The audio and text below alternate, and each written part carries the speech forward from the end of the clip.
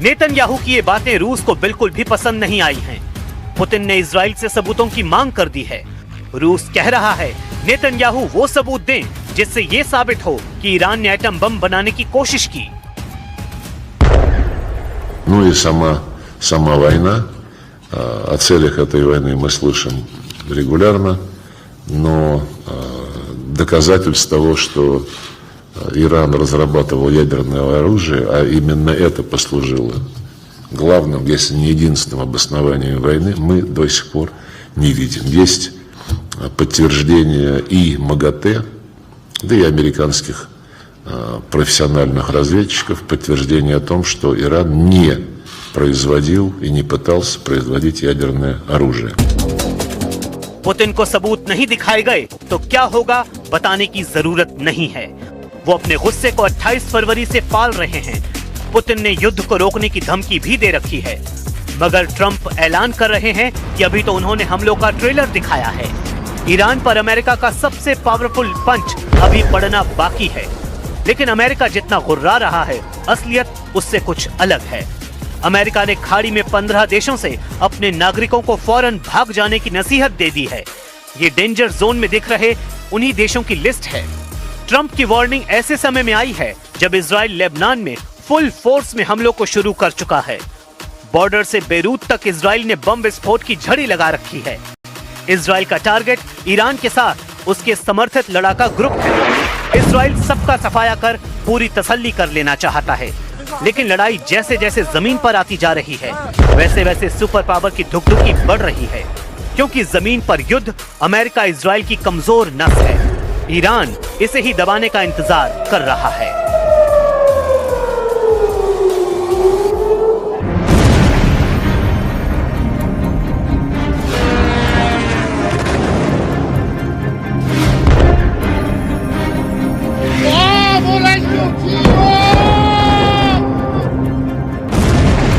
Israel में हमलों से उड़ गई है नेतन्याहू की नींद। काले आसमान में जुगनू की तरफ उभरती ईरान की मिसाइल और फिर कुछ सेकंड बाद ब्लास्ट। खाड़ी भी धुआं धुआं, दिन में नीले खुले आसमान को स्याह कर रहे हैं ईरान के मिसाइल धमाके। सैकड़ों किलोमीटर दूर से खाड़ी की फिजा में जहर घुलता देखा जा सकता है। तेल के कुएं जल रहे हैं, लगातार हमले हो रहे हैं।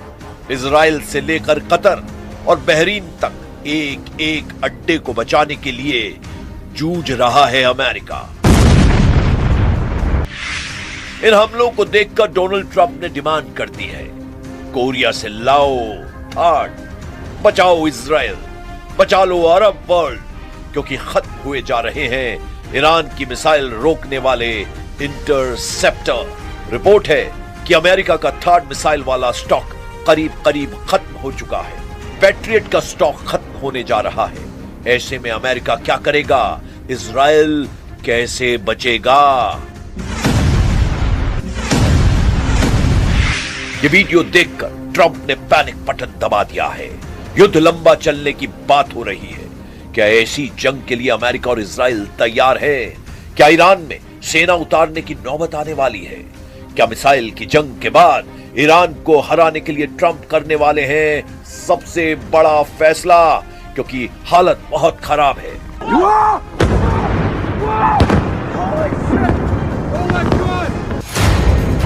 वॉल स्ट्रीट जर्नल की खबर ने अलर्ट जारी कर दिया है कि मिसाइल डिफेंस सिस्टम के लिए मिसाइल खत्म हो रही है।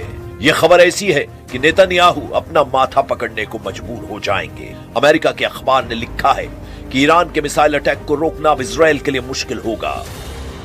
इजराइल के तमाम मिसाइल डिफेंस सिस्टम के सामने बड़ा संकट गहरा गया है। अमेरिका में छपी खबर बता रही है कि नेतन्याहू और डोनाल्ड ट्रंप को फौरन कोई कदम उठाना होगा, नहीं तो ईरान की मिसाइलों के सामने टिकना मुश्किल हो जाएगा।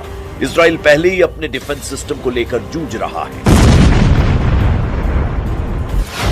आयरन डोम बन गया आयरन मोम। ईरान की मिसाइलों ने पिघला डाला। ये बहुत परेशान करने वाली खबर है। इसी पर हड़कंप मचा हुआ है। ताबड़तोड़ हमलों से गूंजा इजराइल। तेल Aviv, Haifa, Nevatim, Beersheba, Netanyahu की नींद उड़ाने वाले धमाकों से बेचैन हो गए हैं ट्रंप। अमेरिका के थाड को फाड़ डाला।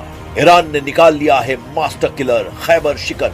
इसका लगातार शिकार बन रहा है डोनाल्ड ट्रंप का सिस्टम। ट्रंप ने कोरिया और यूरोप में फोन मिलाकर बुलाने शुरू कर दिए हैं अपने नए डिफेंस सिस्टम। पेंटागन को ऑर्डर मिला है, जल्दी लाओ और थाड, जल्दी मंगवाओ और पैट्रियट, क्योंकि युद्ध शुरू होते ही खत्म होने लगे हैं। अमेरिका के इंटरसेप्टर यानी वो मिसाइल जो दुश्मन के ड्रोन और मिसाइल को रोक रही है।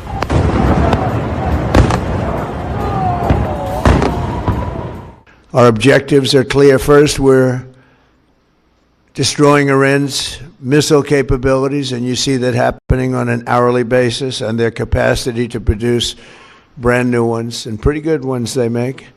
Second, we're annihilating their navy. We've knocked out already 10 ships. तेल अवीव और हाइफा से आ रही तस्वीरों को देखकर नेतन्याहू का दफ्तर हाहाकार कर रहा है। डोनाल्ड ट्रंप की सरकार इमरजेंसी प्लान पैनिक बटन बार बार दबा रही है, बता रही है कि ईरान की मिसाइलें सबसे बड़ा चैलेंज बन चुकी हैं। जब आसमान में ईरान की मिसाइल नजर आती है तो इजराइल में सायरन बजने लगता है।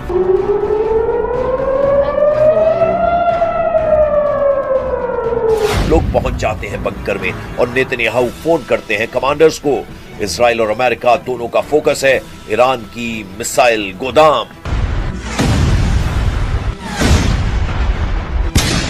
Our focus is on the destruction of their ballistic missile launchers, their ballistic missile stockpiles, and their ballistic missile manufacturing capability, as well as their one-way attract drones and their navy, because of the threat it poses to global shipping. युद्ध के लिए पहले 100 घंटों के अंदर ही Trump को लगा है बड़ा झटका। ऐसे हालात इसलिए पैदा हुए क्योंकि लीडरशिप खत्म होने के बावजूद ईरान ने इजराइल पर लगातार मिसाइलों की बौछार जारी रखी है। ईरान दिन में पिटता है लेकिन रात में बुरी तरह पीट देता है। इजराइल के हमले और ईरान के पलटवार का टाइम टेबल सेट है। दिन में इजराइल दहलाता है, तेहरान में कारपेट बॉम्बिंग करता है। रात में ईरान लेता है बदला, चुन चुन कर तबाह करता है नेतन्याहू के मिलिट्री अड्डे। ऐसे युद्ध में फंस गया है पूरा पश्चिम एशिया, जिसको रोकते रोकते पूरी तरह तबाह हो जाएंगे कई देश। कतर, बहरीन, यूएई, कुवैत, हर जगह ईरान की मिसाइलों और ड्रोन की बौछार हो रही है और यहां तैनात अमेरिका के डिफेंस सिस्टम बेकार साबित हो रहे हैं।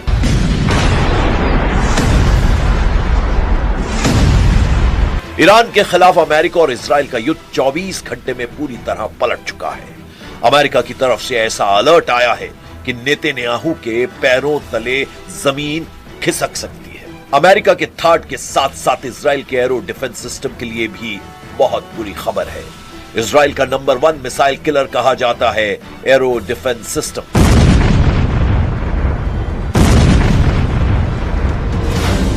एरो इजराइल का अपना मिसाइल डिफेंस सिस्टम है। इसकी रेंज 2500 किलोमीटर है। यह अंतरिक्ष में जाकर भी दुश्मन की मिसाइल को रोक सकता है, यानी ईरान की कई मिसाइल अंतरिक्ष से वापस वायुमंडल या फिर कहें कि इजराइल के आसमान में दाखिल भी नहीं हो पाती होंगी, क्योंकि एरो सिस्टम उन्हें पहले ही खत्म कर चुका होता है। इसी वजह से एरो को इजराइल का प्रीमियम मिसाइल डिफेंस कहा जाता है। लेकिन बेत शेमेश, तेल अवीव और बीरशेबा में हुए हमले बता रहे हैं कि एरो फेल हो रहा है। ये ईरान की मिसाइल रोकने के लिए इजराइल का मल्टी लेयर डिफेंस सिस्टम का हिस्सा है और जब तक नौबत डेविड स्लिंग या फिर आयरन डोम की आती है, उससे पहले ही एरो मिसाइल डिफेंस सिस्टम अपने टारगेट को अंतरिक्ष में खत्म कर चुका होता है। ऐसे दावे किए जाते हैं, लेकिन एरो का लगातार इस्तेमाल करने से इजराइल की युद्ध वाली फैक्ट्री पर जबरदस्त दबाव पड़ा है, क्योंकि गोली से लेकर मिसाइल तक दुश्मन को खत्म करने वाले हर हथियार की एक कीमत होती है। एरो सिस्टम की एक मिसाइल की कीमत $30 लाख है, यानी करीब 26 करोड़ रुपए। खबर है कि ईरान की मिसाइलों को रोकने के लिए अगले एक हफ्ते बाद ईरान के मिसाइल डिफेंस सिस्टम का खर्च करीब $300 मिलियन आ सकता है, यानी करीब 2600 करोड़ रुपए। इजराइल में हर लोकेशन को बचाना नेतन्याहू की जिम्मेदारी है और ईरान जब हमला करता है तो उसके टारगेट पर इजराइल के बड़े से बड़े मिलिट्री टारगेट होते हैं। इन हमलों के दौरान इजराइल के सबसे नाजुक ठिकानों पर मिसाइल गिरते हुए देखकर नेतन्याहू बहुत ज्यादा दबाव में है। अमेरिका से लेकर इजराइल का मीडिया इसी की बात कर रहा है कि अब नेतन्याहू क्या करेंगे, ट्रंप क्या रास्ता निकालेंगे। यही खबर यूरोप से लेकर एशिया तक फैली हुई है और ईरान ने भी इन खबरों को पढ़कर अपनी नई स्ट्रेटेजी बनानी शुरू कर दी है। इजराइल में डर की वजह तेल अवीव और हाइफा पर गिरी मिसाइलों के वीडियो हैं। ऐसे हमलों ने इजराइल को बता दिया है कि अगर ईरान से लड़ना है तो अमेरिका की लगातार मदद जरूरी होगी। लेकिन अमेरिका क्या कहे, वो तो खाड़ी में अपने अड्डों को बचाने में नाकाम साबित हो रहा है।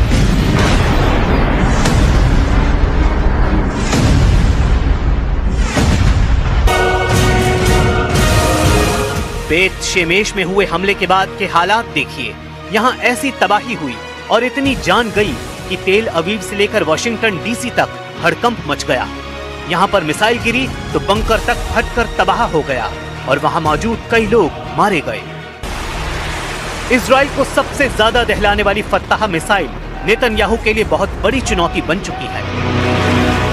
ईरान की फत्ताह एक हाइपरसोनिक मिसाइल है जिसकी रेंज 1400 से 1500 किलोमीटर बताई जाती है।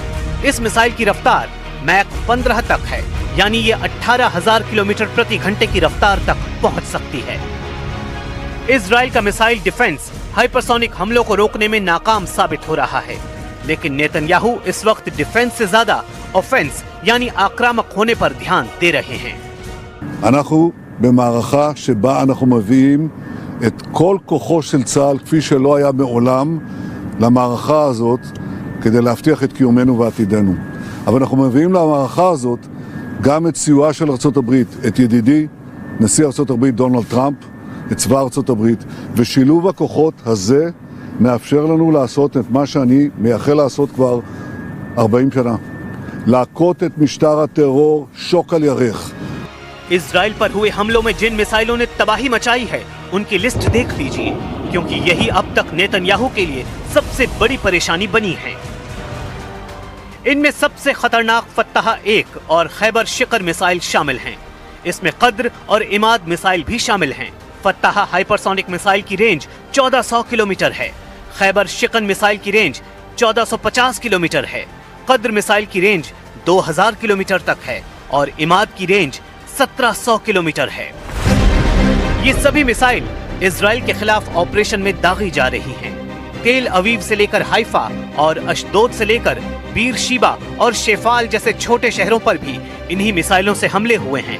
इसलिए ईरान के कमांडर जो वार्निंग दे रहे हैं उसे इजराइल बिल्कुल भी हल्के में नहीं ले सकता। ईरान के मिसाइल गोदाम लगातार एक्टिव हैं और उसके लॉन्च पैड लगातार रीलोड किए जा रहे हैं। इनमें सबसे ज्यादा खतरनाक है ईरान की फत्ताह मिसाइल। फत्ताह की खासियत है ये तेज रफ्तार के साथ अपनी दिशा भी बदलती है, यानी एक ट्रेजेक्टरी में हमला नहीं करती। ये पृथ्वी के वायुमंडल के अंदर और बाहर सभी दिशाओं से गुजर सकती है और जब टारगेट पर हमला करती है तो इसकी रफ्तार इतनी ज्यादा होती है कि दुश्मन का इसे देखना भी मुश्किल है। ये बात नेतन्याहू बहुत अच्छी तरह जानते हैं। ऐसे में इजराइल में अगला कहां धमाका होगा, कौन सी मिसाइल कहां गिरेगी, इसे लेकर इजराइल के मिसाइल ट्रैकिंग रेडार सिस्टम काफी प्रेशर में है। इन सबसे खास है अमेरिका का थाड मिसाइल डिफेंस सिस्टम, जो पूरे इजराइल को बचाने के लिए तैनात किया गया है। थाड 200 किलोमीटर की दूरी तक दुश्मन की किसी भी मिसाइल को मार सकता है। ये 150 किलोमीटर की ऊंचाई तक किसी भी मिसाइल को इंटरसेप्ट कर सकता है। अमेरिका के पास थाड की 7 बैटरियां हैं। एक बैटरी में 6 ट्रक माउंटेड लॉन्चर होते हैं। दुश्मन की मिसाइल को रोकने के लिए थाड सिस्टम के एक लॉन्चर से एक बार में 8 मिसाइल दागी जा सकती हैं, यानी पूरी बैटरी में कुल 48 इंटरसेप्टर मिसाइल होती हैं। इसे ऑपरेट करने के लिए 95 सैनिकों की जरूरत होती है। इजराइल में ऐसे 2-2 सिस्टम तैनात रहे, लेकिन क्या ये काफी साबित हुए? बिल्कुल नहीं। हाइफा और तेल अवीव में गिरती हुई मिसाइलों ने बताया है कि ईरान एक बार में सैकड़ों मिसाइल फायर करने की ताकत रखता है और उनको रोकना ना इजराइल के बस की बात है, ना ही अमेरिका इसमें 100% कामयाब रहा है। अगले 24 घंटे इजराइल के लिए बहुत खतरनाक होने वाले हैं। अगर नेतन्याहू ईरान के लॉन्च पैड वाले अड्डों को तबाह करने में नाकाम रहे तो समझ लीजिए इजराइल और अमेरिका को लगातार बड़े बड़े झटके मिलते रहेंगे। ईरान से युद्ध को लेकर अमेरिका और इजराइल को ऐसे सिग्नल लगातार मिल रहे हैं।